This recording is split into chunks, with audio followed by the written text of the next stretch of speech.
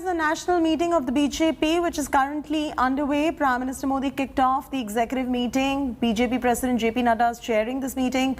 Defence Minister Rajnath Singh, Home Minister Amit Shah, Transport Minister Gadkari, Finance Minister Nirmala Sitharaman, UP Chief Minister Yogi are amongst the several other leaders of the BJP who are present in person at this meeting.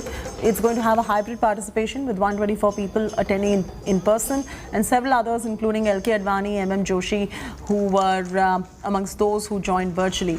Prime Minister Modi also arrived at NDMC Convention Centre in Delhi, is expected to deliver the concluding remarks in just a few hours from now. The agenda of the meeting is said to be BJP's strategy for upcoming polls. Also on the agenda are government schemes and handling of the COVID pandemic. The meeting comes in the backdrop of the by-elections that were held in 13 states for 3 Lok Sabha and 29 assembly seats. By-poll results have brought a bit of a mixed bag for the ruling BJP. It has lost majorly in Himachal Pradesh, but a tight grip has been maintained in Assam and Madhya Pradesh. Kamaljeet is now joining us live for the latest. Kamaljeet, the meeting has begun. If you could get us some details from the NDMC Convention Centre in Delhi.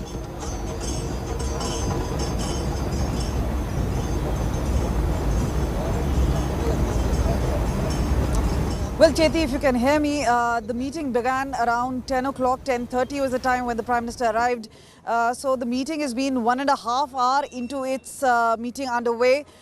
Clearly on agenda is the BJP's political resolution, after which there was supposed to be a discussion on the 5 state assembly polls, including Uttar Pradesh, and Yogi Adityanath himself seems to be present here. What is also significant is the discussion will be on the current scenario in the country, keeping in mind certain setbacks that the BJP has faced as far as the by-polls are concerned and one Lok Sabha by-poll is concerned. This is obviously an introspection that BJP would want to do, a course correction if required, because this is the need of the hour. They're heading into 2022 polls, but also keeping in mind the larger goal of 2024. So we saw a lot of festivities right here. There was music, there was dance, there was a lot of loud uproar once the Prime Minister came in. But this is one point of celebration, but the other is a major goal, which is introspection of how to take the party forward and how to have a synchronization between both the largest party as well as the government. And ahead of the polls, this is a larger scheme of things, whether it's outstanding issues, including the farmer agitation, which is almost 1 year into going. There are issues like the Punjab polls, where BJP is not even in the reckoning, but they need to kind of resolve these issues. The other imminent issues was obviously the fuel price hike, where several had pointed out, and remember there has been a price slash in several states with excise duty cut down. These are a number of issues, but one is the imminent issue of challenges to be taken up.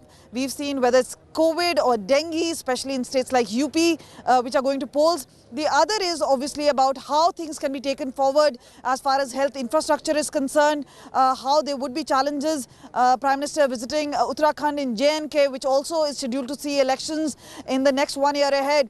So all these are challenges which the BJP is looking at, but Prime Minister will be speaking his Mann Ki Baat. We've seen him do that often with the public, but now it's going to be one-on-one with the BJP workers as well as leaders and giving them the Mool Mantra as to how to take the party forward in 2022 and perhaps even the larger goal for 2024. All right, Kamalji, thanks for joining us.